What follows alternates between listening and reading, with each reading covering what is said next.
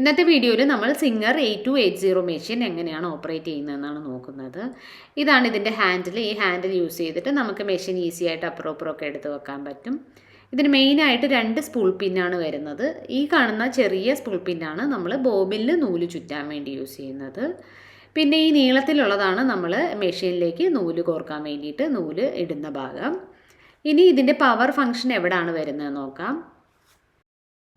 ഈ മെഷീൻ്റെ വലതുവശത്തായിട്ട് ഇങ്ങനെ 3 ഹോൾസും പിന്നെ ഒരു സ്വിച്ചും കാണുന്നുണ്ട്.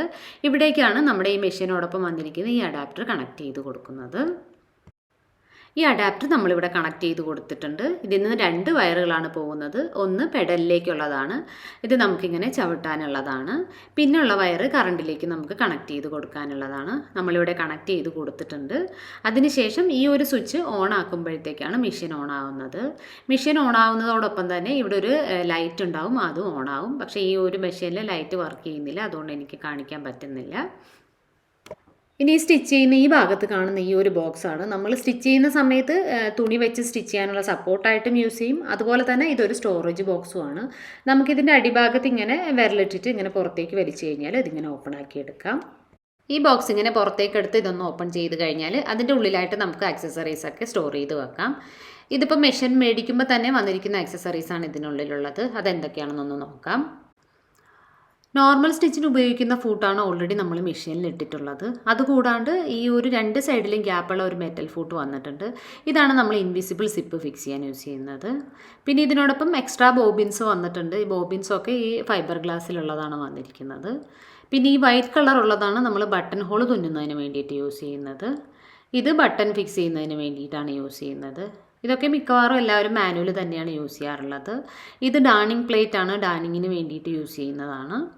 ഇത് അഡീഷണൽ നീഡിൽസ് വന്നിട്ടുള്ളതാണ്. ഇത് നമ്മൾ ആ സ്പൂൾ പിന്നിൽ ത്രെഡ് ഇട്ടിട്ട് പുറത്തേക്ക് പോകാണ്ടിരിക്കാൻ വേണ്ടിയിട്ട് ഒരു സ്റ്റോപ്പറായിട്ട് യൂസ് ചെയ്യുന്നതാണ്. ഇതെങ്ങനെയാണെന്ന് നമുക്ക് നോക്കാം. ഇത് സ്ക്രൂ ഡ്രൈവറാണ്. നമ്മൾ ഇതിൻ്റെ ഈ ഒരു എഡ്ജ് ഭാഗം ഉപയോഗിച്ചിട്ടാണ് സ്ക്രൂസൊക്കെ ലൂസാക്കുകയും ടൈറ്റ് ആക്കുകയും ചെയ്യുന്നത്.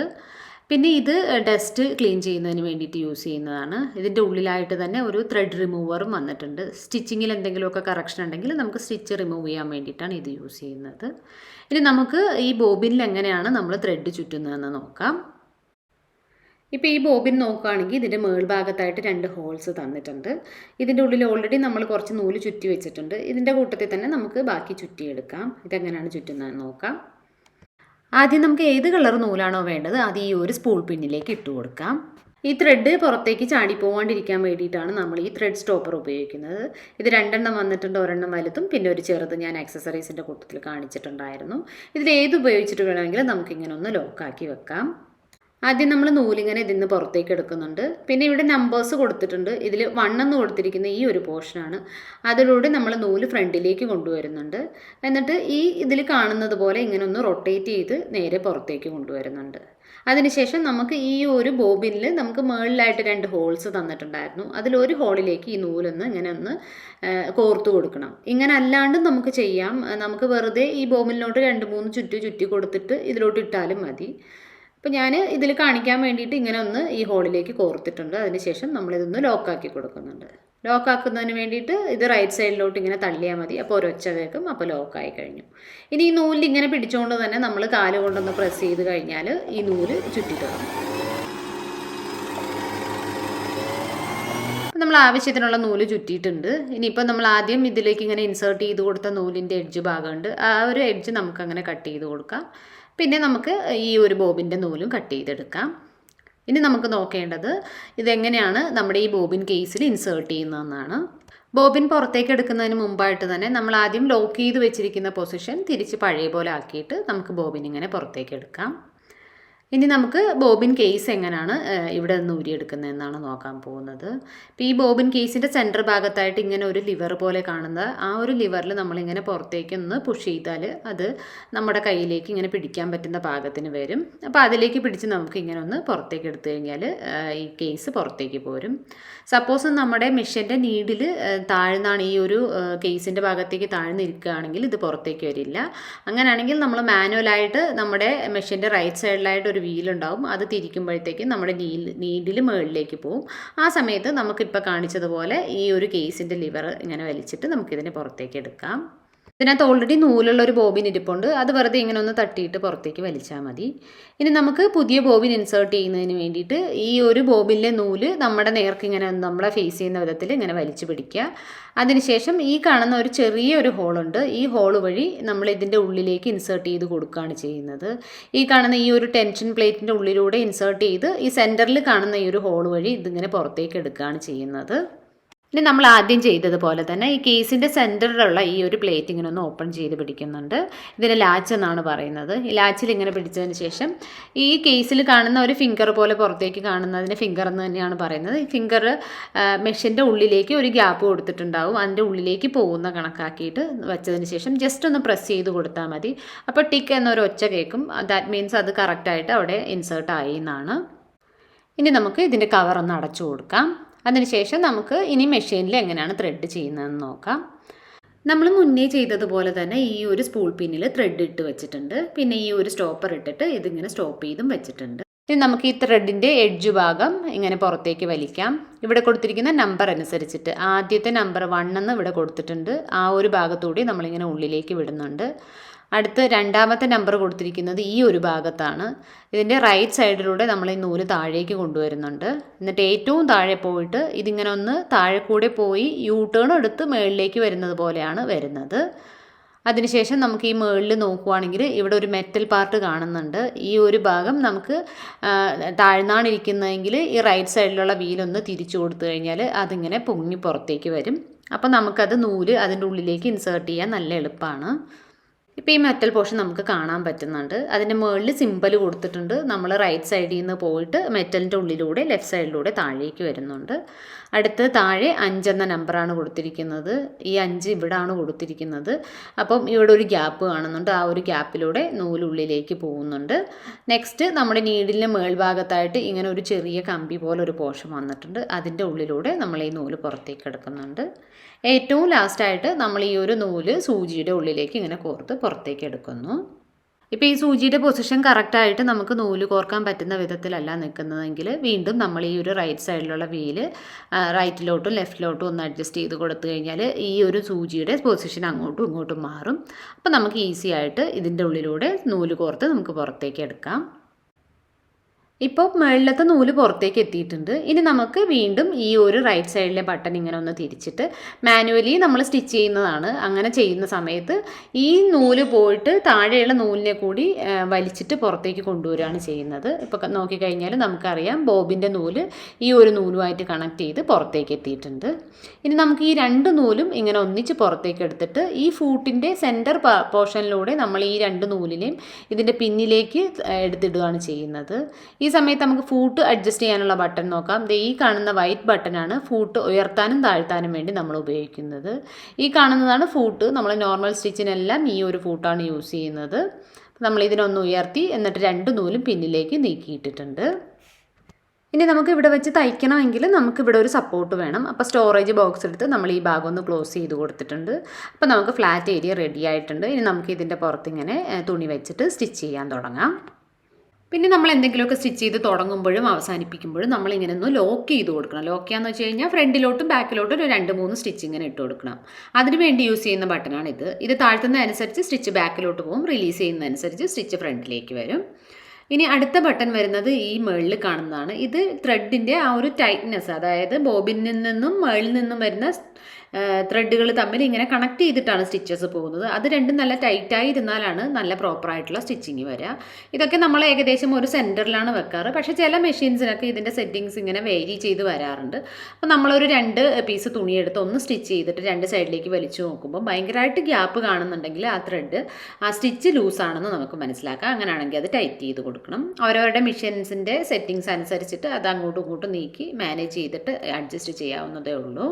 ഇനി ഈ ഒരു ബട്ടൺ നമുക്ക് സ്റ്റിച്ചിൻ്റെ ലെങ്ത് അഡ്ജസ്റ്റ് ചെയ്യാനാണ്. ഇപ്പം നമ്മൾ ഏറ്റവും ചെറുതിൽ, അതായത് 0 to 1 ഒക്കെ ഇട്ട് കഴിഞ്ഞാൽ ഭയങ്കര അടുപ്പിച്ചിട്ടുള്ള സ്റ്റിച്ചസ് ആവും വരിക. 4 ഇട്ട് കഴിഞ്ഞാൽ നല്ല നീളത്തിലായിരിക്കും. അതിൻ്റെ ആ ഒരു വിഡ്ത്ത് ഇങ്ങനെ നീണ്ടിട്ടാവും വരുന്നുണ്ടാവുക. അതൊരു ആവറേജ് 2 to 2.5 നമ്മൾ ഇട്ട് വെക്കാറ്. അതും പറഞ്ഞ പോലെ നമ്മുടെ റിക്വയർമെൻറ്റ് അനുസരിച്ചിട്ട് റിമൂവ് ചെയ്യാനുള്ള സ്റ്റിച്ചൊക്കെ ആണെങ്കിൽ നമ്മൾ മാക്സിമം ലൂസ് ഇട്ട് സ്റ്റിച്ച് ചെയ്യണം. ഇനി അടുത്തത് നമുക്ക് പാറ്റേൺ ചൂസ് ചെയ്യാനുള്ള ബട്ടണാണ്. ഇതിൽ ഏറ്റവും നോർമലിന് നമ്മൾ ഈ കാണുന്ന ഒരു പാറ്റേൺ ആണ് ചൂസ് ചെയ്യുക. ഇത് ചൂസ് ചെയ്യുമ്പോൾ നമ്മുടെ നീഡിലിൻ്റെ പൊസിഷൻ കറക്റ്റ് സെൻറ്ററിലായിരിക്കും. ചിലപ്പോൾ നമുക്ക് റൈറ്റ് സൈഡിലേക്കാണ് സ്റ്റിച്ച് വേണ്ടതെങ്കിൽ, ഇപ്പോൾ സിബ്ബറൊക്കെ ഫിറ്റ് ചെയ്യുന്ന സമയത്ത് നമുക്ക് പൊസിഷൻ നീക്കി റൈറ്റ് സൈഡിലോട്ടൊക്കെ എടുക്കണം എന്നുണ്ടെങ്കിൽ ഈ രണ്ടാമത് ഈ ഒരു റൗണ്ടിനകത്ത് നമ്മുടെ ഈ ഒരു ഡോട്ട് റൈറ്റ് സൈഡിലേക്ക് കാണിച്ചിട്ടുണ്ട്, അതാണ് ചൂസ് ചെയ്യേണ്ടത്. അത് കഴിഞ്ഞ് വരുന്നത് സിക്സാക്ക് സ്റ്റിച്ചസ് ആണ്. ഇത് നമുക്ക് ഈ ഡ്രസ്സിൻ്റെ സൈഡിലുള്ള മാർജിനൊക്കെ നമുക്ക് ഇൻ്റർലോക്ക് ചെയ്യുന്നത് പോലെ വെറുതെ അടിച്ചു വിടാനൊക്കെ യൂസ് ചെയ്യാം.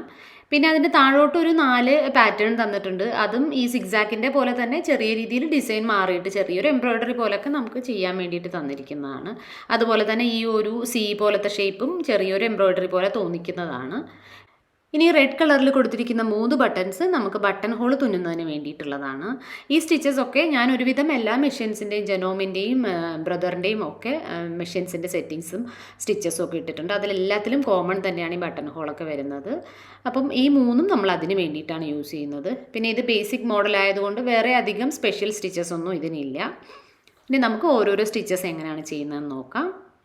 ആദ്യം നമ്മൾ നോർമൽ സ്റ്റിച്ചാണ് നോക്കുന്നത്. ഞാൻ സ്റ്റിച്ച് ചെയ്യാൻ വേണ്ടിയിട്ട് ഒരു കട്ടിക്ക് വേണ്ടിയിട്ട് ഈ മെറ്റീരിയൽ ഞാൻ ചെറുതായിട്ടൊന്ന് ഫോൾഡ് ചെയ്തെടുത്തിട്ടുണ്ട്. ഇനി ഈ വൈറ്റ് ലിവർ നമ്മളൊന്ന് ഉയർത്തി കഴിഞ്ഞാൽ പ്രഷർ ഫൂട്ട് വരും. അപ്പോൾ നമുക്ക് നീഡിൽ താഴ്ന്നാണ് ഇരിക്കുന്നതെങ്കിൽ നമുക്ക് നീഡിൽ ഈ റൈറ്റ് സൈഡിൽ കാണുന്ന ഈ ഒരു ലിവർ വെച്ചിട്ട് ഒന്ന് നീഡിൽ ഉയർത്തിയതിന് ശേഷം ഈ മെറ്റീരിയൽ ഇങ്ങനെ ഉള്ളിലേക്ക് വെച്ച് കൊടുക്കാം. എന്നിട്ട് ഈ വൈറ്റ് ലിവർ നമുക്ക് താഴ്ത്തി വെക്കാം. അതുപോലെ സ്റ്റിച്ചിങ് തുടങ്ങുന്നതിന് മുമ്പ് മാനുവലി നമ്മൾ ഈ ഒരു നീഡിൽ ഇതുപോലെ ഇങ്ങനെ തിരിച്ചിട്ട് താഴ്ത്തി വെക്കുകയാണെങ്കിൽ ചില സമയത്ത് നമ്മൾ സ്റ്റിച്ച് തുടങ്ങുമ്പോഴത്തേക്ക് നൂല് പെട്ടെന്ന് പുറത്തേക്ക് ചാടി പോകാറുണ്ട്. അങ്ങനെ പോവാണ്ട് നമുക്ക് കണ്ടിന്യൂസ് ആയിട്ട് സ്റ്റിച്ച് ചെയ്യാൻ പറ്റും. ഇവിടെ ഇപ്പോൾ നമ്മൾ ഈ ഒരു സ്റ്റിച്ചിൻ്റെ പല ടൈപ്പ്, അതായത് ഡിസ്റ്റൻസ് അഡ്ജസ്റ്റ് ചെയ്യുന്നതാണ് ആദ്യം നോക്കുന്നത്. ഇപ്പോൾ നമ്മുടെ ഡിസ്റ്റൻസ് ഞാൻ 2.5 ഇട്ടിട്ടുണ്ടായിരുന്നത്. അപ്പോൾ ആദ്യം കുറച്ച് ദൂരം ഞാൻ ആ ഒരു 2.5 ഇട്ട് തന്നെ അടിച്ചിട്ടുണ്ട്. അതിനുശേഷം ഞാനൊന്ന് 4 ഇട്ട് കൊടുത്തിട്ടുണ്ട്. അത് കുറച്ച് ദൂരം അടിച്ചതിന് ശേഷം ഞാനിപ്പം ആ ഒരു 0ക്കും 1നും ഇടയ്ക്കിട്ട് വളരെ ചെറുതാക്കി അടിച്ചിട്ടുണ്ട്. ഇനി സ്റ്റിച്ചൊക്കെ കഴിഞ്ഞ് നമ്മൾ കുറച്ചിങ്ങനെ സ്റ്റിച്ച് ചെയ്ത് പുറത്തേക്ക് എടുത്തിട്ട് ഈ മെഷീൻ്റെ ലെഫ്റ്റ് സൈഡിലായിട്ട് ഒരു കട്ടറുണ്ട്. അതിലൂടെ നമ്മളിങ്ങനെ ഒന്ന് ഉള്ളിലോട്ട് കയറ്റി ഒന്ന് വലിച്ചു കഴിഞ്ഞാൽ അത് മുറിഞ്ഞു വരും. നമ്മൾ സാധാരണ കത്രികയിട്ട് കട്ട് ചെയ്യാം, അല്ലെങ്കിൽ കട്ടറിട്ട് കട്ട് ചെയ്യാം. അതിലും എളുപ്പത്തിൽ നമുക്കിങ്ങനെ സ്റ്റിച്ചിങ് കഴിഞ്ഞുകൊണ്ട് തന്നെ ഇങ്ങനെ പുറത്തേക്ക് ഇങ്ങനെ വലിച്ച് ആ ഒരു കട്ടറിൻ്റെ ഉള്ളിലേക്ക് ഇട്ട് കഴിഞ്ഞാൽ അതിങ്ങനെ മുറിഞ്ഞ് പുറത്തേക്ക് പോരും. ഇത് ഞാൻ 4 ഇട്ടടിച്ച ഭാഗമാണ് ഇച്ചിരി വിത്തായിട്ട് കാണുന്നത്. പിന്നെ ഏറ്റവും മുകളിൽ കണ്ടത് നമ്മുടെ 2.5 ഇട്ടടിച്ചതാണ്. ഏറ്റവും താഴെ കാണുന്നത് വളരെ ചെറിയ സ്റ്റിച്ചസ് ആണ്. പക്ഷേ ഇതിപ്പോൾ രണ്ടും ഡാർക്ക് ഷെയ്ഡ് ആയതുകൊണ്ട് നേരാവണ്ണം കാണാൻ പറ്റുന്നില്ല. ഞാനൊരു വൈറ്റ് കളറിൽ ഒന്നുകൂടെ ഒന്ന് അടിച്ച് കാണിക്കാം. ഇപ്പോൾ ഞാനൊരു വൈറ്റ് കളർ ഫാബ്രിക് എടുത്തിട്ടുണ്ട്. ഇപ്പോൾ സ്റ്റിച്ച് ലെങ്ത് ഞാൻ ഏറ്റവും കുറവ്, അതായത് 0യിലാണ് ഇട്ടിരിക്കുന്നത്. അപ്പോൾ സ്റ്റിച്ച് അങ്ങോട്ട് നീങ്ങുന്നത് തന്നെ ഇല്ല, അത്രയ്ക്കും അടുത്തിട്ടാണ് വരുന്നത്. അപ്പോൾ ഞാനതിനെ 1ലേക്ക് ആക്കി കൊടുത്തിട്ടുണ്ട്. ഇപ്പോൾ കുഴപ്പമില്ല, സ്റ്റിച്ച് ചെയ്യാൻ പറ്റുന്നുണ്ട്. കുറച്ച് ദൂരം ഞാൻ അങ്ങനെ അടിച്ചിട്ടുണ്ട്. ഇനി നമുക്കൊന്ന് 4ലേക്ക് ഇട്ട് നോക്കാം. അത് നല്ല വൈഡായിട്ടുള്ള സ്റ്റിച്ചായിരിക്കും വരുന്നത്. അപ്പോൾ നമുക്കിങ്ങനെ സ്റ്റിച്ച് ചെയ്ത് കഴിഞ്ഞ് നേരത്തെ ചെയ്തതുപോലെ തന്നെ കട്ടർ വെച്ചിട്ട് ഈ ഒരു സൈഡിലൂടെ നമ്മളിങ്ങനെ മുകളിലേക്ക് വലിച്ചിട്ട് ഇങ്ങനെ വലിച്ചെടുക്കുന്നുണ്ട്. അപ്പോൾ ഇതിങ്ങനെ മുറിഞ്ഞ് പുറത്തേക്ക് വന്നിട്ടുണ്ട്. ഇനി നമുക്ക് സ്റ്റിച്ചിൻ്റെ വിഡ്ത്ത് ഒന്ന് നോക്കാം. ആദ്യം കാണുന്നത് ഭയങ്കര ക്ലോസ് ആയിട്ടുള്ള 0ആണ്. പിന്നെ കുറച്ച് ദൂരം ഞാനിങ്ങനെ 1ലിട്ട് അടിച്ചിട്ടുണ്ടായിരുന്നു. പിന്നെ ലാസ്റ്റിലോട്ട് വരുമ്പോഴത്തേക്ക് നമ്മൾ 4ലാണ് ഇട്ട് അടിച്ചിരിക്കുന്നത്. അത്യാവശ്യം നല്ല വൈഡായിട്ടുള്ള സ്റ്റിച്ചസാണ്. ഈ സ്റ്റിച്ച് ലെങ്ത് 2.5 to 3 വരെ വെക്കുന്നതാണ് നല്ലത്. അതുപോലെ തന്നെ മുകളിലത്തെ ഈ ഒരു ടെൻഷൻ വീല് 3 മുതൽ 5 വരെ മാക്സിമം വെക്കുന്നതാണ് നല്ലത്. എപ്പോഴും ഒരു 4ൽ നിൽക്കുന്നതാണ് കറക്റ്റ് ബാലൻസ് ആയിട്ട് വരുന്നത്. അതായത് ബോബിനിലും മുകളിലും ഉള്ള നൂല് ഒരേപോലെ ബാലൻസ് ചെയ്ത് വരുന്നത് ഈ ഒരു 4ൽ നിൽക്കുമ്പോഴാണ്. ഞാൻ ജസ്റ്റ് ഒന്ന് കാണിക്കുന്നുണ്ട്, അത് എത്രത്തോളം നിങ്ങൾക്കത് കണ്ടാൽ മനസ്സിലാവും എന്നറിയത്തില്ല. അത് ഒരു തുണി എടുത്തിട്ട് ട്രൈ ചെയ്ത് നോക്കുമ്പോഴത്തേക്ക് ആ ഒരു ഡിഫറൻസ് മനസ്സിലാവും. ഇനി അടുത്ത് നമ്മൾ നോക്കാൻ പോകുന്നത്, ഇപ്പം നമ്മൾ നോർമൽ സ്റ്റിച്ച് നീഡിൽ സെൻറ്റർ പൊസിഷനിലുള്ളതാണ്. സപ്പോസ് നമുക്ക് സ്റ്റിച്ച് ഏറ്റവും റൈറ്റ് സൈഡ് കോർണറിൽ, നമ്മളൊരു ഫാബ്രിക്കിൻ്റെ റൈറ്റ് സൈഡിൽ കോർണറിൽ അടിക്കണം, അല്ലെങ്കിൽ സിബ്ബർ ഫിക്സ് ചെയ്യണം. ഇങ്ങനെയൊക്കെ വരുമ്പോഴാണ് നമ്മൾ ഈ ഒരു നീഡിലിൻ്റെ പൊസിഷൻ മാറ്റി യൂസ് ചെയ്യുന്നത്. അത് ജസ്റ്റ് അങ്ങോട്ടും ഇങ്ങോട്ടും ഞാനൊന്ന് മാറ്റി കാണിക്കാം. അപ്പോൾ നീഡിലിൻ്റെ ആ ഒരു പൊസിഷൻ സെൻറ്ററിൽ നിന്ന് റൈറ്റിലോട്ട് തിരിയുന്നത് കാണാറുണ്ട്. ചില മെഷീൻസിലൊക്കെ റൈറ്റിലേക്കും ലെഫ്റ്റിലേക്കും ഉള്ള ഓപ്ഷനൊക്കെ കാണാറുണ്ട്. ഇത് ബേസിക് മോഡൽ ആയതുകൊണ്ട് ഇതിൽ റൈറ്റിലേക്കുള്ള ഓപ്ഷൻ മാത്രം തന്നെ ഉള്ളൂ. അപ്പോൾ ഞാൻ റൈറ്റിലേക്ക് തിരിച്ചിട്ടുണ്ട്. അപ്പോൾ റൈറ്റിലേക്ക് പോകുന്നുണ്ട്. തിരിച്ച് സെൻറ്ററിലേക്ക് വരുമ്പോൾ ഇതിങ്ങനെ സെൻറ്ററിലോട്ടാവും. നമ്മുടെ ആവശ്യമനുസരിച്ച് നമുക്ക് മെറ്റീരിയലിൻ്റെ ഏറ്റവും റൈറ്റ് സൈഡിൽ സ്റ്റിച്ച് വേണമെങ്കിൽ നമുക്കിങ്ങനെ റൈറ്റിലേക്ക് ഇട്ടിട്ട് ഇങ്ങനെ സ്റ്റിച്ച് ചെയ്തെടുക്കാം. ഇനി നമുക്ക് നോക്കേണ്ടത് സിക്സാഗ് സ്റ്റിച്ചസ് ആണ്. അതും അതുപോലെ തന്നെ ആ സിക്സാഗിൻ്റെ വീതി കുറഞ്ഞ ഭാഗം ചൂസ് ചെയ്ത് കഴിഞ്ഞാൽ ഈ സ്റ്റിച്ചസ് ഇങ്ങനെ വീതി കുറഞ്ഞിട്ട് വരും. നമ്മൾ വീതി കൂടിയിടമാണ് ചൂസ് ചെയ്യുന്നതെങ്കിൽ വീതി കൂടിയിട്ട് വരും. ഞാനിപ്പം അത്യാവശ്യം വീതി കൂട്ടിയിട്ടാണ് എടുത്തിരിക്കുന്നത്.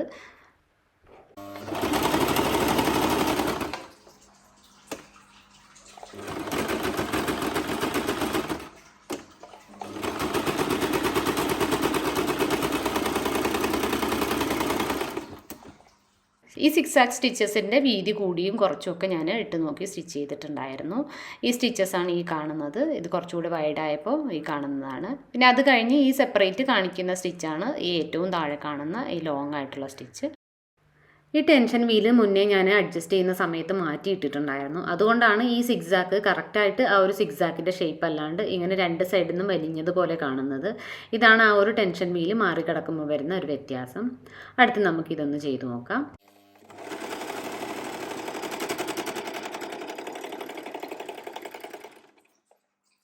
ഈ കാണുന്നതാണ് ഈ ഒരു സ്റ്റിച്ച് വരുന്നത്. ഞാൻ അടുത്തത് ട്രൈ ചെയ്ത് നോക്കാം. വെറുതെ സിമ്പിളായിട്ട് ഇങ്ങനെ ചൂസ് ചെയ്താൽ മതി.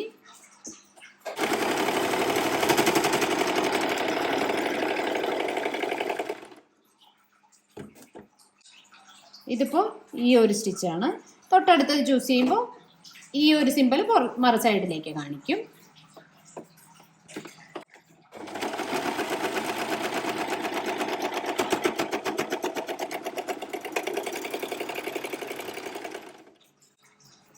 ഇതാണ് ആ ഒരു വ്യത്യാസം വരുന്നത്. അടുത്തത് ചൂസ് ചെയ്തിട്ടുണ്ട്.